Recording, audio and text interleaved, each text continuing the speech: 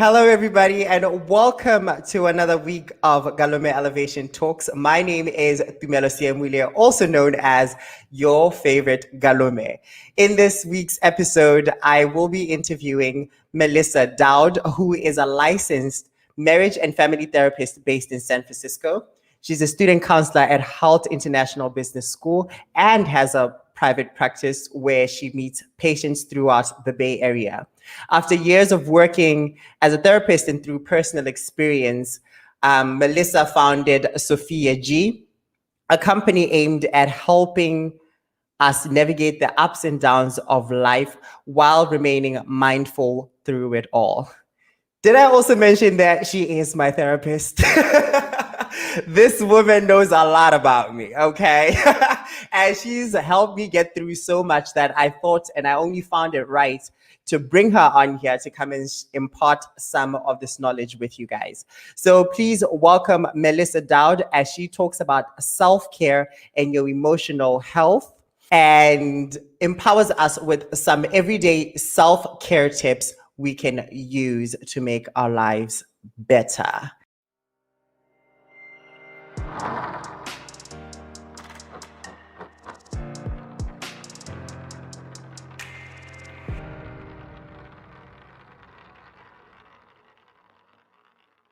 I'm super honored that you invited me to do this. And I'm really excited to kind of talk to you all about something that I'm super passionate about, which is self-care. And so first I'll just kind of share with you why self-care became so important to me, how I implemented it into my own life, and then why I'm so passionate about sharing it with others. So my self-care experience. It was actually right after I finished grad school, and I really wanted to kind of give myself a treat. As we all know, going through schooling is very taxing, both kind of emotionally, physically, financially, all of that. So as a way to reward myself, I decided to go on a trip that was really one of my bucket lists. And I traveled to Zimbabwe and worked at a lion conservation. And then kind of fast forward through my experience there. And once I got home, I remember walking into, I live in San Francisco, and at the time I was in a studio, a nice studio, but a studio, right? And I remember walking into it and just thinking, this is too much. Like, why do I have all of this stuff? I don't need all of this. The things that were so important to me when I was in Zimbabwe were very different than the things that felt important in San Francisco. And so that really kind of imparted this desire within myself to really try to understand what it was that was so fulfilling about this volunteer trip that I was on, and how I could continue to implement those things in my day-to-day. Realistically, I probably couldn't move to Zimbabwe and work at a lion conservation forever. I mean, I guess it's something I could do, but I was very passionate about my therapy practice and being here in the States as well.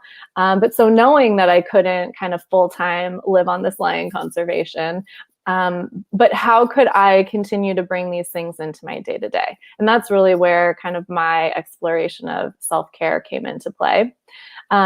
One of the things that I found was things were so less important than experiences. And I wanted to make sure that I carried that through. So what I ended up discovering were some key components to self-care that were so, like, the changes were so little, but they went such a long way in my personal experience. And I would say the first area of self-care would really be about feel-good activities. And so what I mean by that is it could be something like, reading a book for fun, not for study, reading a book. It could be spending time, on the water. I live in San Francisco, I'm near the ocean, so spending time there. It could be, spending time with friends, reaching out to them, reaching out to people I hadn't seen in a while. It could be creative things. So if you're into artwork or creating music, whatever it may be. But I found that while I was on my volunteer trip, doing things like, well, actually, I should also say volunteering. Volunteering is a huge one. But while I was there, like the every day, I had a purpose, and I had things that I had going on, and things I was excited about, and responsibilities that I had that made me feel good, and things I was doing kind of for others that really helped to feed my soul. And also it was a bucket list item. So for me, being able to work hands-on with lions was just absolutely incredible. And so that's kind of like the first area of self-care that I really wanted to continue on, were these feel-good activities. And then another area of self-care that I noticed was a gratitude practice. We as humans are so conditioned to focus on what isn't working well, what's not going right, because it's our way for sort of survival, right? What isn't working, how can I continue to, or how can I redirect this to keep myself safe for survival purposes? Again, if we're just going kind of, back to basic physiology. And so we are just so conditioned to focus on the things that aren't working out. But if we shift our focus to the things that we are grateful for, no matter how big or small. And I'm confident that no matter how challenging each day is, we can find something to be grateful for. And so beginning to shift our focus on those things really helps to allow us to kind of continue to focus on those things without even thinking about it. So a gratitude practice, it might be initially keeping a journal. Like I remember I actually kept a journal every night before bed. I haven't been as good about it lately, but I make sure to kind of spend the time during my day to really like pay attention to the gratitude. And so first it might be like, okay, let me sit down and reflect on my day and focus on what I was grateful for and write them out.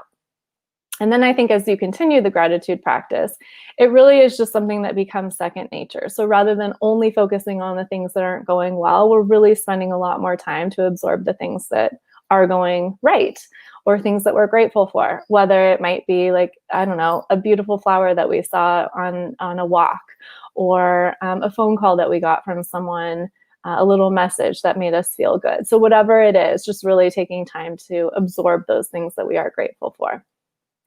And then kind of, I think this is a good segue into this next area of self-care that I feel is super important, is mindfulness and meditation. And this also really helps us to just be present. So often we focus on the things in our past that maybe didn't work out the way we wanted them to, or we're spending a lot of time worrying about what might happen in the future. And when we're doing that, when we're living in the past or living in the future, we're really avoiding and not really being present in what's happening right in front of us. And meditation and a mindfulness practice really helps us with that. And I say the kind of gratitude is a good segue, because it really does help to reinforce that gratitude that we have. Like, what is happening right in this moment? And how can I kind of retrain my thoughts to not place any judgment on what it is that I'm thinking and feeling, rather just observe what's happening in front of us, just noticing what's happening. And when we can do that, when we adopt this meditation and mindfulness practice, it really does help to change the relationship that we have to our thoughts and feelings. And again, this is all just about really helping us to kind of be more joyful, be more content. Sometimes it isn't even about being super happy. Sometimes it's just about feeling content, and how do we kind of get there?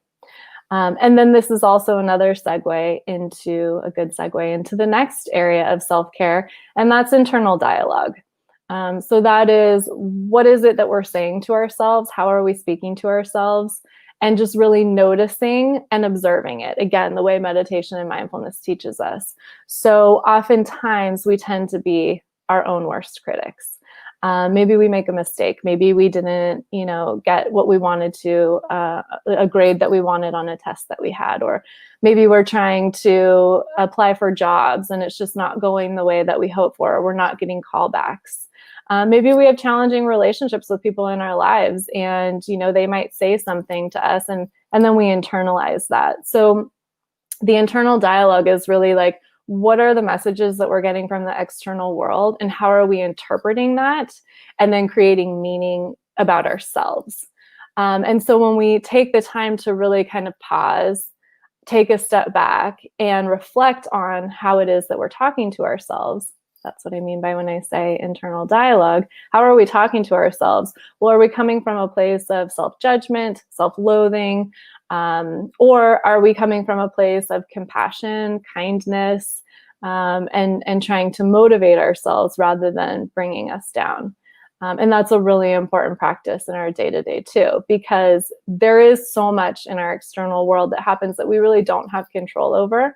But all of these areas of self-care are ways that we can really take the time to, help motivate and lift ourselves up and make us feel good no matter what's going on around us. We know that if we adopt these self-care practices, at least we know we have some control over our experience in this world.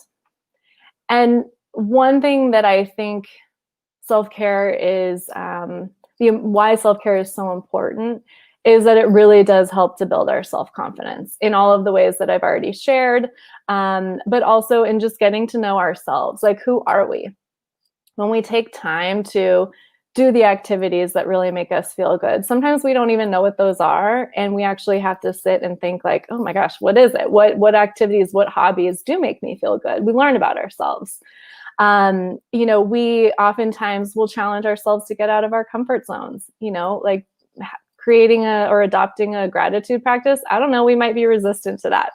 It's hard, it does take extra effort. Maybe it is getting us out of our comfort zones. Maybe we do, we're so accustomed to kind of living in this negative space and focusing on that.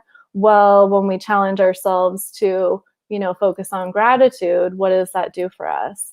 Mindfulness and meditation, I hear this all the time. I am like such a proponent. I tell everybody to try it and practice it. And guess what I always hear? I can't do it. It's too hard. I can't sit still. My mind just wanders, right? So that's challenging. We're challenging ourselves out of our comfort zones. But when we are able to kind of overcome that, and in some cases, maybe it's not even mastering it, but we get better at it, that builds our self-confidence. Like, hey, if I can do this, I can do anything. For me in particular, going away, to a whole new continent by myself, experiencing something I hadn't experienced was so far out of my comfort zone at the time. Like, I can't even believe I did it then. And I'm so grateful that I did, because once I got back, I was like, hey, if I can do this by myself, like I can do anything. So it really helped to instill a sense of self-confidence. The other thing too is the more we know ourselves, the more confident we feel about ourselves, the better equipped we are to set healthy boundaries with others. The more we know about ourselves, what we will and will not tolerate, what we do and don't like, then that's how we can really help to invite the people and experiences into our life that uplift us, make us feel good, help us to be better, rather than continuing to invite people or experiences or instances into our life that just sort of reinforce anything negative that we're feeling about ourselves, or kind of reinforce, that we aren't deserving, or whatever it may be, whatever that kind of initial internal dialogue is that we have. We don't want to enforce the negative stuff. And so the more confident we are within ourselves, the more we know ourselves, the better equipped we are to set those healthy boundaries. And in a sense, I feel like the more time we spend focusing on us, and this isn't a negative thing. Some people think it's really selfish. It's not selfish. It's super necessary, as long as we're doing it in a way that doesn't infringe on anybody else's safety, right, or anyone else's happiness, nothing like that. But the more we spend time focusing on ourselves and getting to know ourselves, it's almost an unlearning of everything that the external world taught us about who we are, and what we are. It's really helping us to reconnect to our true authentic selves. And in my opinion, there's kind of nothing more empowering and powerful than living an authentic life that really makes us feel good and feeds our soul and speaks to us. And I believe that spending time on our self-care, allowing ourselves those moments of recharge and reconnection, really helps us to be more authentic. And then our life in turn becomes something that we feel really proud of and connected to. So that's sort of my general spiel on why I believe self-care is so important, and kind of little small steps that you can take for really big change.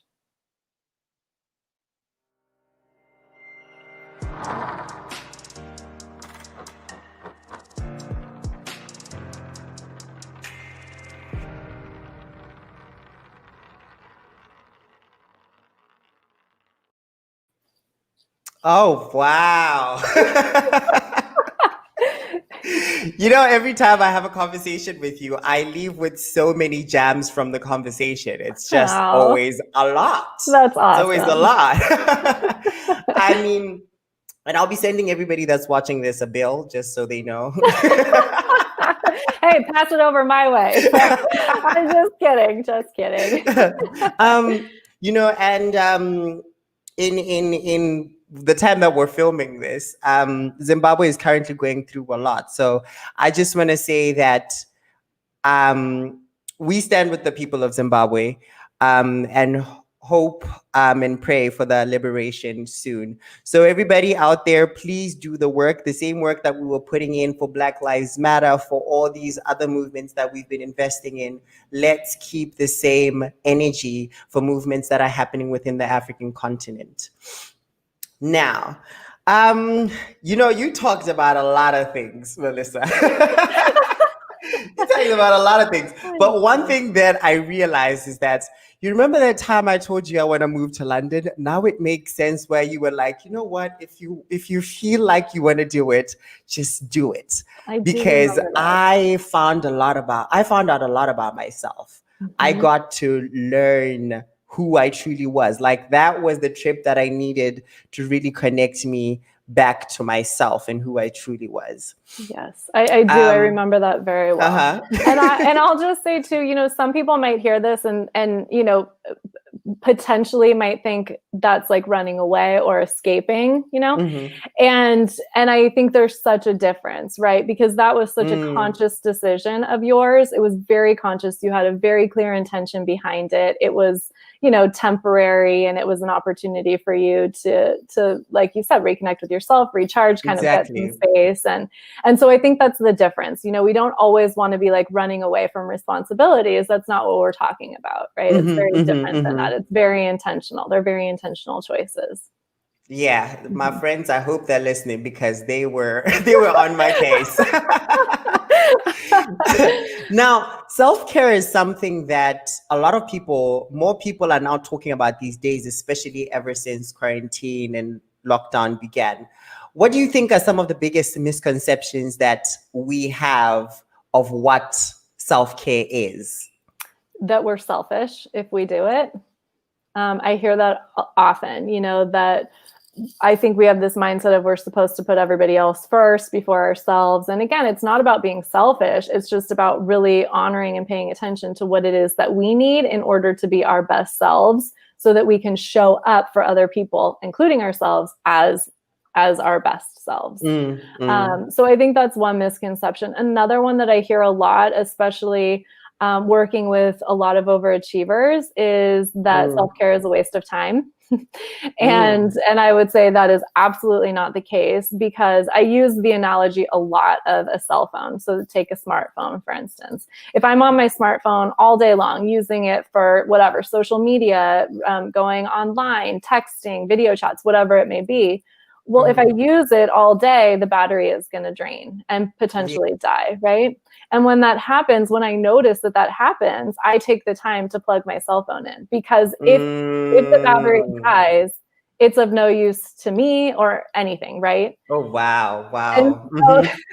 So I think that I mean, that's just a very simple example, but what if we were as kind to ourselves as we are to our cell phones, by, you know, recharging ourselves? Anything having to do with self-care, that's an opportunity for us to recharge, so that we can, so that we are strong enough and capable enough to do what it is that we need to do. That's actually quite a powerful analogy. I think I'm going to start using that in my daily life, you know? Use it. Yeah, yeah. It's one I think we can all relate to, right? Yeah, it's very Mhm. relatable. How can we then distinguish between self care and someone longing for self isolation, you know, just to be alone, and a cry for help? For example, when someone pushes everyone around them away in the name of self care, how should we also then deal with this kind of behavior?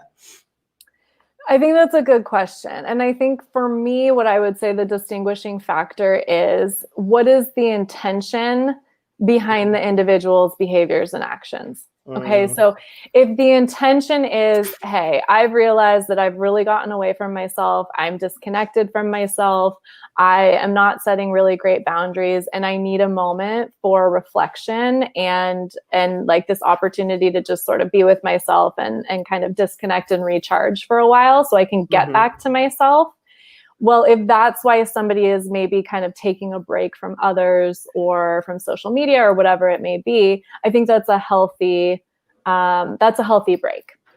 If mhm, someone's intentions are, I feel super isolated, I feel super lonely, I'm sort of in this place of mm, depression, and I just can't handle my life right now, or I'm disconnecting from people because I just can't go there, or mm, I'm kind of blocking help that people are offering, then that's something different. Then that's where you mm, really want to seek some additional support from a professional or from people that you love in your life. So it mhm. really is, I think, really paying attention to our intentions behind it.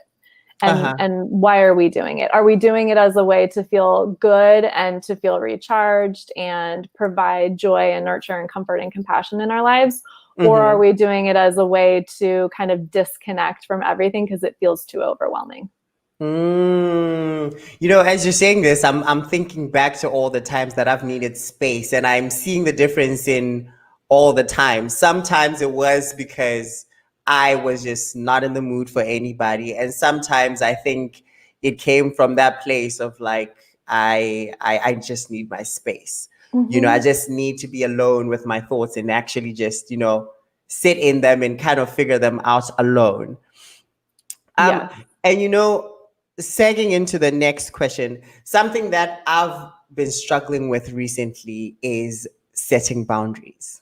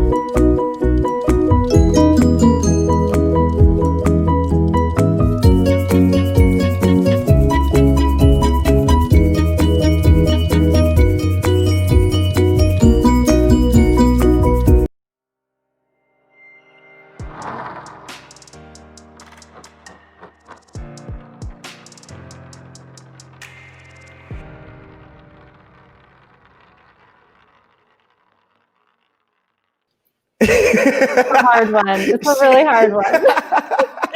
She's like, yeah, I know that. You know, and I know that currently everybody's going through the most right now.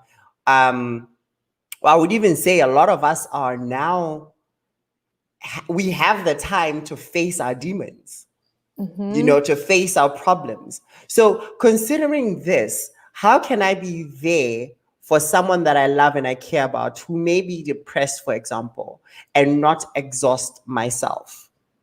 I I mean, think that's I'm such sure a this great is something question. you can speak on because this is your profession. You do this on a daily basis. That's true. That is true. I mean, you're right. Like, I do have to be really boundaried, and I have to pay really good attention to my own self-care and what it is that Mm, I need and how I'm feeling. Am I feeling depleted? So yeah, absolutely. And I think this is a hard one. And I think it's especially hard for people, who have a personality type like you or like me, who are mhm, we have a lot of empathy, right? There's a lot of care and compassion for others. And so I think when we have that presentation, it's even more important that we really focus on boundaries. And what I tell people is that, again, it's just all about really being mindful about checking in with yourself constantly, right? So if someone is seeking support from you and you feel like you have the capacity to show up for them, like you don't feel like you're depleted in your own sense, you feel good and strong, and you can show up for them and you want to, and you're capable, great.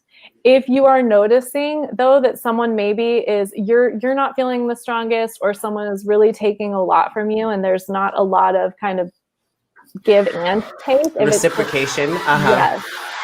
If it's just kind of take, then that's where we need to be better about setting boundaries. So a boundary could be like, I care about you. I know I can see that you're really struggling. I want to show up for you. I don't know that I have the full capacity to be there the way you need me to. So have you considered, seeking your own support? Or talking to other friends or whatever it may be. So really just paying attention to what it is that we need and how we're feeling, and if we're willing and able to give, or if it's feeling like it's kind of depleting us even more and taking from our kind of emotional capacity, then that's when we need to set a good boundary. I love how you keep referencing setting good boundaries. For example, tell me how, for example, you would set a good boundary in that situation. Oh, I would do probably what you just said. Like, I can tell that you're really struggling, and you deserve to have a place to talk about this. I don't think that I'm in a position where I can be that ear for you, where I can be that support. So it doesn't mean that you can't come to me. I just think that you deserve more than what I have to offer. So have you considered, getting a therapist? Yeah, because sometimes, that's something that I've realized, a lot of the times I tend to have a tendency to therapize my friends as well. Yeah.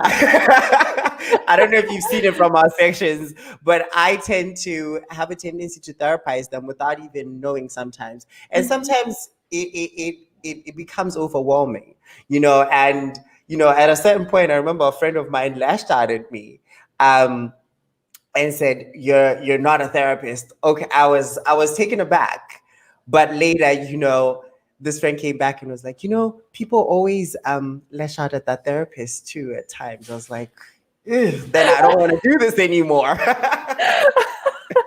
So I think it's about a balance. It's about setting boundaries as well. I love that. Now let's talk about SofiaG as we wrap up. Okay. Let's talk about SofiaG. Tell us what's that about, and how can we get involved or get your merchandise? Oh, thank you. So I kind of have always known, especially once I became a therapist and got into this field, that I wanted to maintain some level of kind of creativity, like design. That's important to me. That's something that really feeds me. And I thought, maybe do I want to write a book? Initially, I thought maybe a children's book kind of about, self-confidence, emotional well-being, emotional health. That never really came to fruition, and I think it just wasn't right. So to be totally honest, it wasn't until I started working at Holt and was just noticing over and over and over again this idea that self-care kept coming up, and that so many of the students were not practicing self-care and really were focusing on everything and everyone else, and they were getting so depleted and just feeling totally burnt out. And so what kept coming back into kind of my sessions a lot of times was this idea of self-care. And so then I was like, you know what? I got it. I know what I want to make. So I love card decks, like whether it's there's angel card decks or there's like tarot card decks or whatever. There's lots of different card decks. And I love that. And I think it's a great gift item for self or for somebody else. And they're really easy. You just pull a card, right? And it tells you like what to focus on in that day. So you don't have to have a lot of the backstory on how to use them. It's kind of self-explanatory, right? And they come with like a little booklet or a card on how to use your deck. Yeah. So it was really kind of the combination of those things that led me to create my first items in SofiaG, which is really a brand that just focuses on supporting and building emotional wellness and helping us to live more joyful and authentic lives. So the first items in SofiaG are 3 different self-care card decks. And they really do focus on kind of all of those key components that I talked about. One deck is Be Selfish, and that includes all different creative activities that you can do that really help to feed your soul. My other deck is Be Grateful, and that comes with all different kind of gratitude prompts, whether you want to use it for journaling purposes or just to kind of think about, but they're prompts to get you to think about moments of gratitude within your life and within your day-to-day. And then the third deck is called Be Inspired, and Be Inspired really helps with our internal dialogue. So these are kind of motivating sentiments, motivating prompts that really kind of get you to sort of reframe how you're thinking about a situation into something that's more positive and constructive and uplifting. Yeah. Ooh, so, I like that. Be selfish, be grateful, and be inspired. I absolutely love that. Thank you. So what words would you have for anybody about self-care? Any last words about getting, maybe people are going through an emotional, low, how to just get that up, how to start the process? Because sometimes I think we speak of these things in a very broad sense.